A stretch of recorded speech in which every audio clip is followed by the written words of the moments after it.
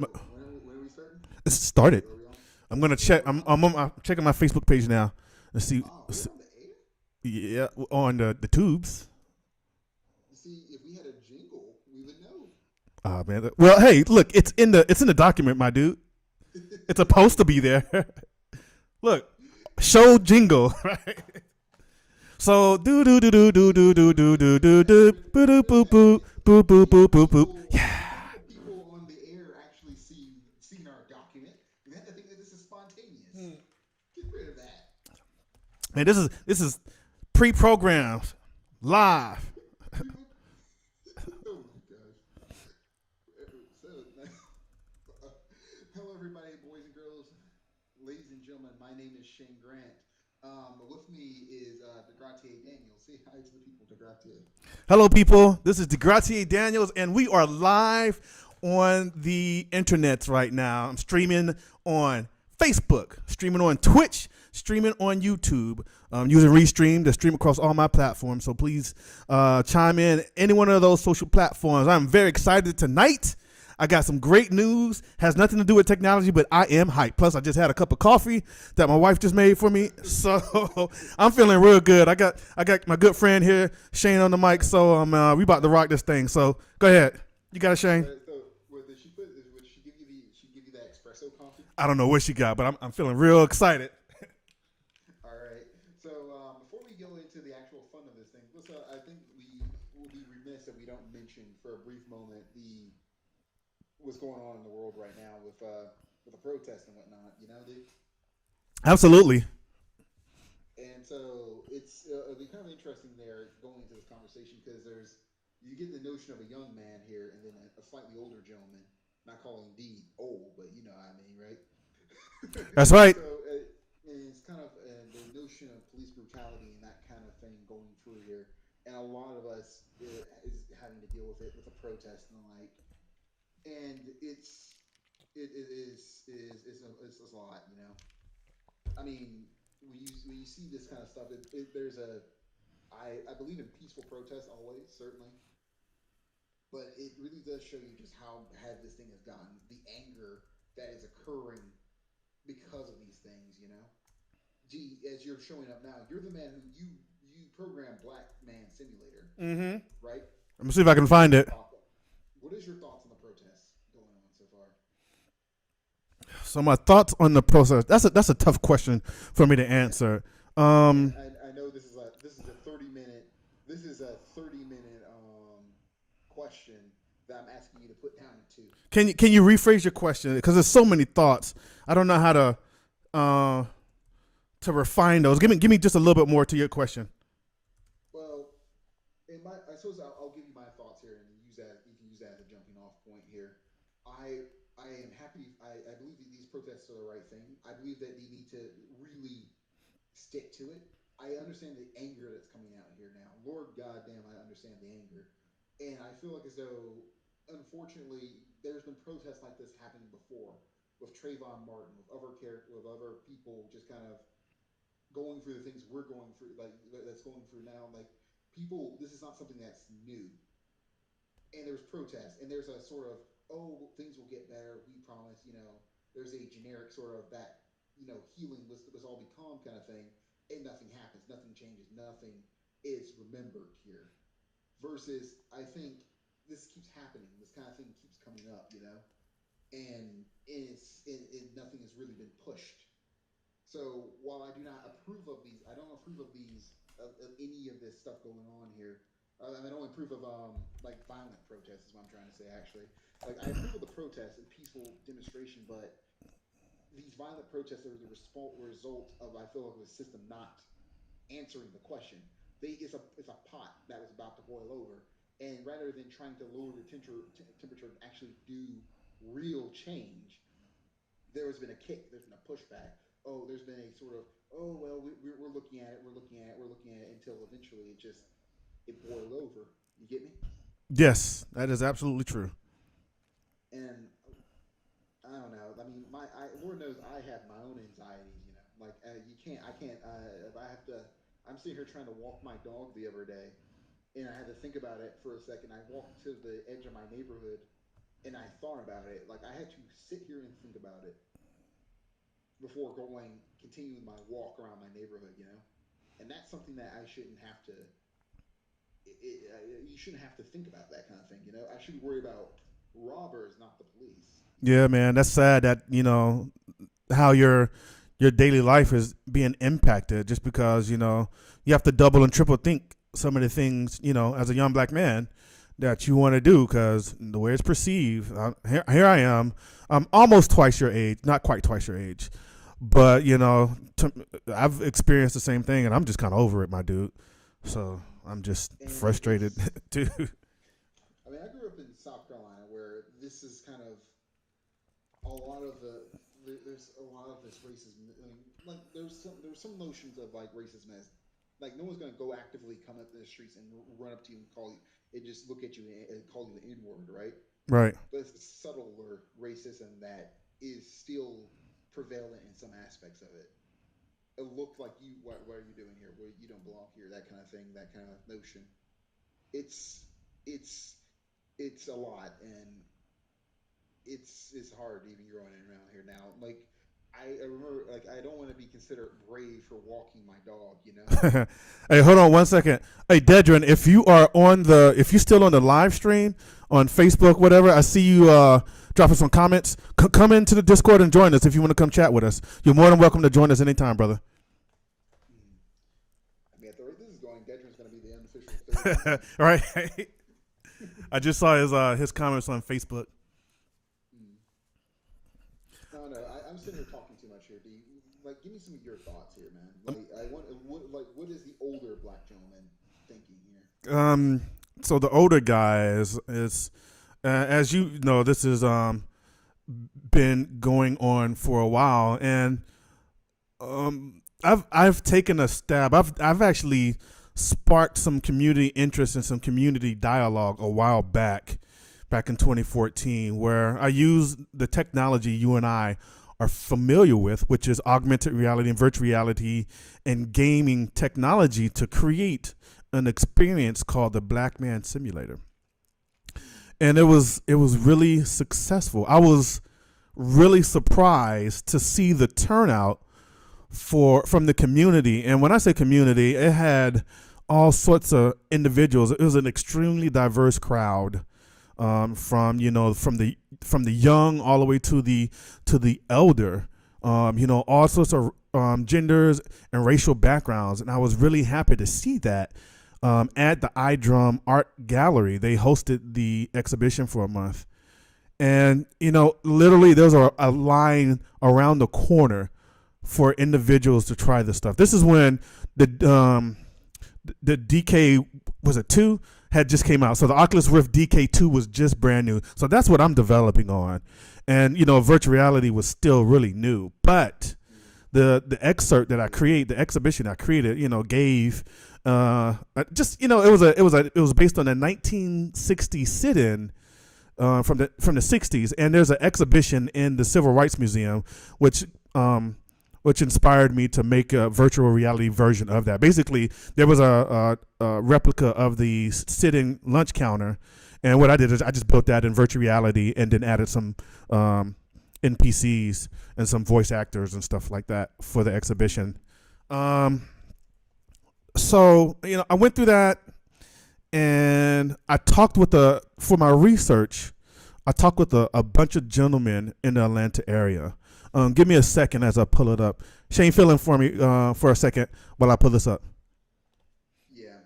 So, for those who don't know, Degratier, while he was working on some work with his masters, was doing a simulator called the Black Man Simulator, where he was going through and showing and trying to kind of give an experience, give an idea of the experience many black men go through in just life, and sort of try to get people to see things through his eyes. One of his ideas was that it's one thing to it's one thing for a person to say, "Oh, well, I see. Well, I mean, I see this guy's having trouble, et cetera, et cetera."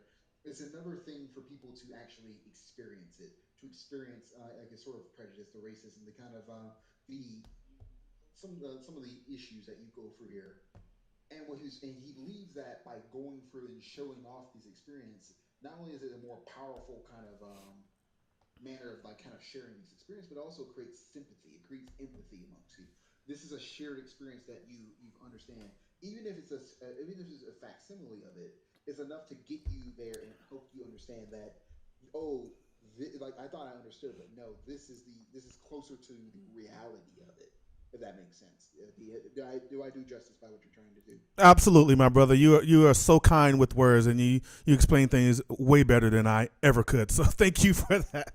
So yeah, you touched on some great points. Talking about virtual reality, these tools that we use, virtual reality, um, augmented reality. They're really good at sharing and conveying empathy and sympathy and sharing an experience. And that's what I noticed when I had the exhibition almost 6 years ago now. It was 2014. But as I was going on, where I put up these videos, what I did, I was doing my research and just speaking with various black men about their experiences that they've had, and they shared it with me.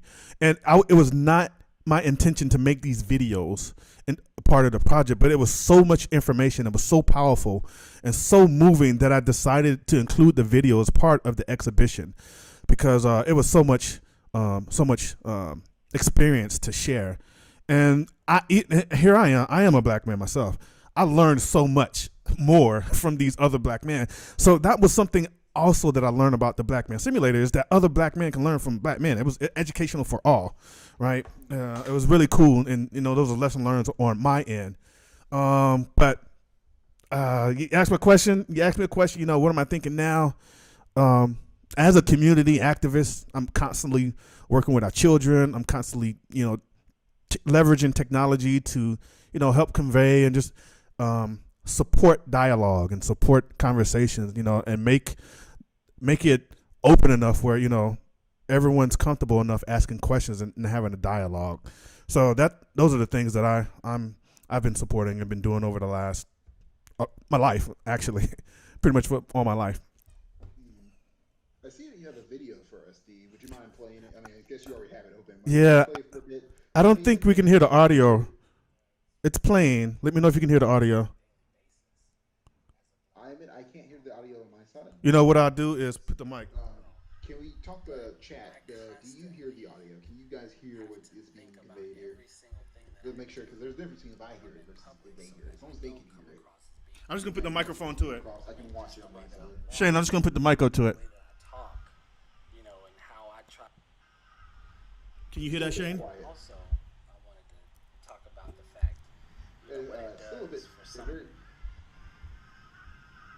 yeah. It's very quiet, my man. So we'll say this for right now. D, can you post in the chat just kind of link to this video? And I see you have an entire playlist of these videos. So to everyone, if you go online, look at Kaya. hashtag Black Man 7, and you can go through and see these kind of videos, the kind of themes that they're talking through here. Um, I want to say to all the protesters out there, thank you for going out there and making a stand and trying to actively in using your civic duty to speak on the shenanigans that's going on here. I'm trying not to curse, but speaking on it. And I, as a black man, appreciate each and every single one of you. But I ask and I beg every single one of you, please do not give them a reason. Please do not give them a reason. Do not devalue your message. Do not devalue the movement by acting into violence. I understand you're angry. Trust me. I I understand that anger. But the anger but there's people out there who don't understand that anger. All they see is a bomb thrower. All they see they want to paint it as tyranny, as anarchy, as all this bull crap. They will use any means to do it.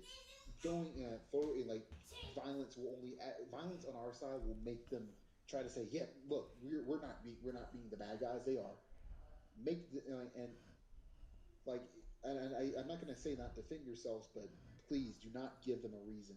Do not do not go into violent protest. There are people who live in those neighborhoods with you, who live there now. They don't deserve to have their car flipped. They don't deserve to have their business burned. They're just trying to live their life just as much as we are.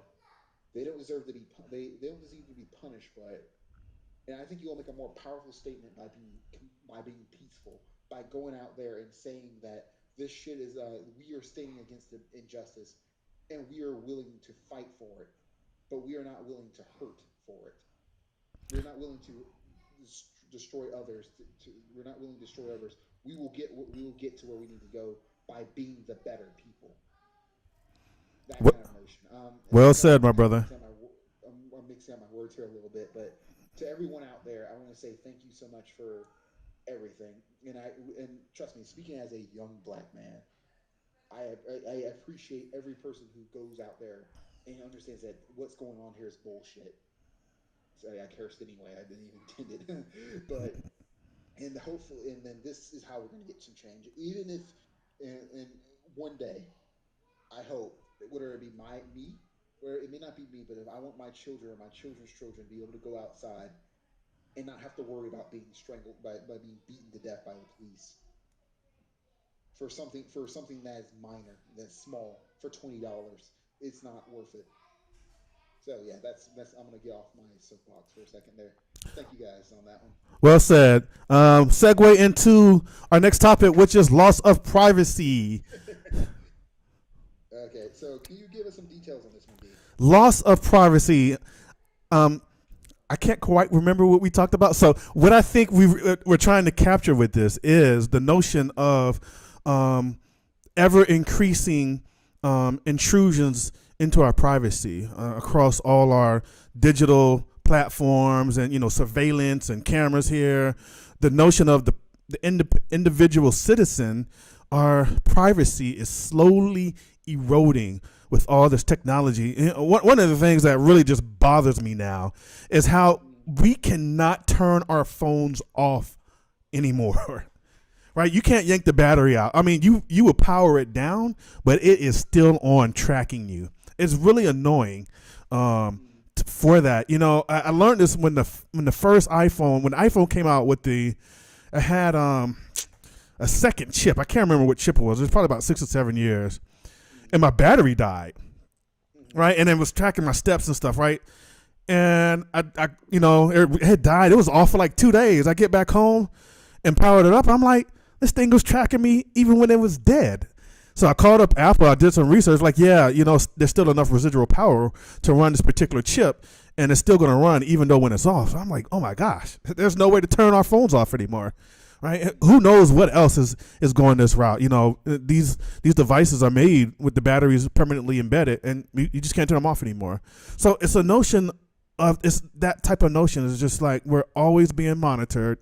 I remember when we got all these voice assistants coming out, and folks were like worried about can it always hear me? I don't want all these conversations perpetually being recorded. With these Echo Dots and all these smart speakers, right? You see how people are also how you have webcam covers for like laptops, right? That's a thing because they're like I don't know if someone's cutting this camera on or not, right? It could be that's on. true. It might be on, and Facebook has gotten in trouble for doing that. They have found evidence. It wasn't on purpose, based on what they've said, but it has happened, right? So that's the notion of loss of privacy. Well, it's one of those interesting bits here. I remember. I'm going to use a court case. I'm going to talk about a court case real quick. Then I'm going to relate it back to this. So don't worry about the segue. So in the 1990s, when Microsoft was being investigated for being a monopoly, one of the things they were being sued by Netgear for their Internet Explorer browser. And Netscape. so what they, I'm sorry, Netscape. Let us say Netgear. That's the router, I Yeah, think. that's the hardware company. All right. So with Netscape, Netscape was suing Internet Explorer because hey, you're cutting into our business share, and you own the hardware. You basically own the software. So you're basically cutting. That's a monopoly. And Bill Gates, I can't. I don't know if it's Bill Gates or it was someone else, said in court, well, Internet Explorer is needed for the thing to work. We can't take it out because it's needed for everything to work. And the judge, in the middle of the court case, gone on his computer and deleted Internet Explorer, and it worked fine. And it was a huge bit for that argument of saying, "Oh my God, I desperately, we need to have it here, otherwise it works." Nowadays, that's something that a lot of these companies are doing with their systems. they're integrating these tracking systems into the bits so thoroughly into it, such as things like location and things like that. Things like location, your microphone, your camera into your app so thoroughly that you cannot have it on. You cannot turn it off, so to say. My phone, every single time I have the Google Assistants on my phone off, but it will desperately try to turn itself back on All whenever I the time. All the time. It's so annoying. I have mine turned off too. And I constantly get these reminders. Oh, such and such is needed for us to work properly. I'm like, I know. I turned you off on purpose. So when I set up I have an uncle and I set up his Amazon not Dot, his Echo, and one of the things because you have to go through an app to set it up, they have a terms and conditioning, of course, Yep. and I like skimming through these terms and conditioning and just have shenanigans to see what they're doing here, and they let you know that hey yeah we are recording, so Absolutely. And you so touched on a good point. Just real quick, is the terms and conditions. Not a lot of people read those, but yeah. everybody is clear. We're going to invade your privacy. It is written clearly, and that's why I don't use a lot of apps for the most part, because all the EULAs, end user license agreements, and terms and conditions say, yeah, we're going to infringe on your privacy. If you want to use this app, you're relinquishing your privacy to us. Period. Now, and I'm going to put down a little note here and say, what defines privacy? Let's draw a line here. What defines privacy? What where does it become private and become personal? I mean, like public. Can you give me a thought on that, D? I can't give you a thought on that. Let me try. So there is the perception of what's private, and then there's the actual definition of what's private. So the perception of what private is what I think I don't want someone else to know. Right? Privacy is just isn't that simple. But a lot of people think Facebook, because I have it set to private, means it's private. Right? So we've gotten this misconception of what private is. You're like, well, I only got to accept it to friends that I know. No, no, no. Social media is third party, and once you put it on the internet, that is public information. Mm-hmm. Right? So what is private? What do I consider privacy? It's just my basic interpretation. My basic thought is like, hey, the information that I consider personal and private, things, thoughts, actions, whereabouts, your location, my habits, right? Our habits of like, what I buy at what store, how much am I spending per week, right? My bank records, my medical information, these are the normal things that individuals consider private. And I share that same notion as well. The things that I'm doing that define me and my traits and habits and the things that are close to dear, even my friends, I'm like, those are all private. If that helps kind of give a very generic, broad description. So fair enough then.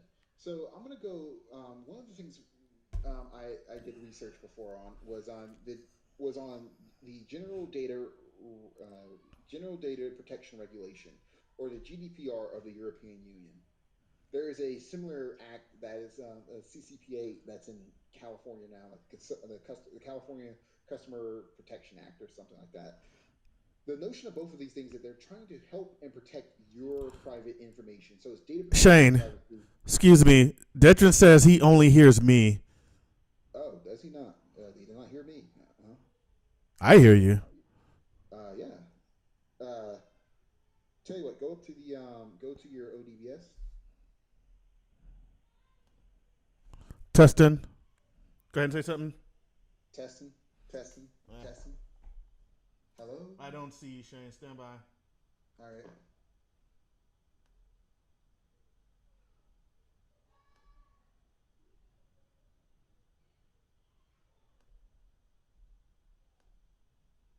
Try to see if you can't capture me from like Discord or something like that.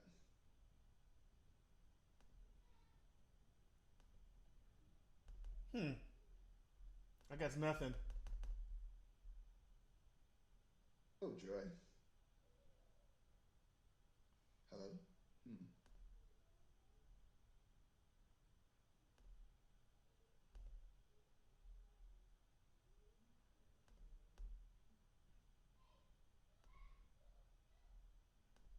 Hmm. Oops, wrong button.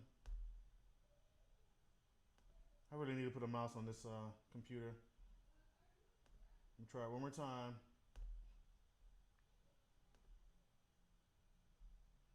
It didn't show any of the devices right here. Try going I guess nothing. Try going to media source.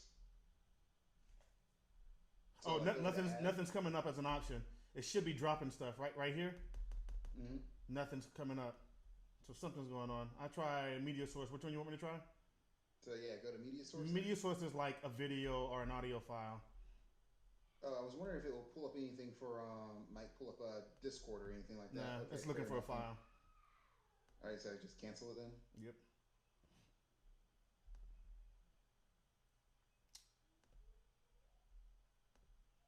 Did it again. We are having some technical difficulties, everyone. Thank you so much for joining us. And no one can hear that. So can you relay to everyone what I'm saying? Yes, we're having some. It's like a whisper at best, is what Dedrin says. What's your input volume set at? You know what? You may be hearing Dedrin. You may be hearing him through my microphone. Is why it's so low. But I mean, my view meter shows nothing down here. I can see that I'm not getting any audio from my computer. It's funny because like my thing is pretty much at max blast right now.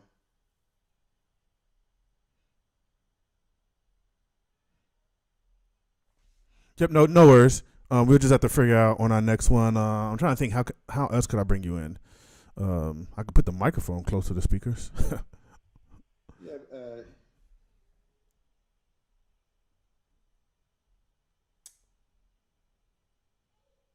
Enable stream mode. Stand by.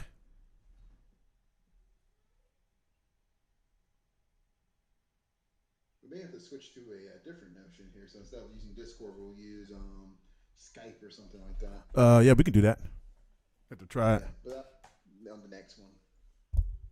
Yeah, I apologize. You all can't hear my brother Shane on the other end. Shane, let's you and I do like start all our stuff because mine changed once I shut down and started back up, and it did the same for you last week when you stopped and started back up. So let's both do that, and I'll meet you back. I'm going to shut down this OBS, bring it back up, and just start a new one and see if that works. And then we'll go on to the next topic. We still got 30 minutes. We're moving pretty well today. So we'll go to the next topic. Okay, everyone who can hear me, we're gonna restart our applications to see if we can get the audio to work for Shane.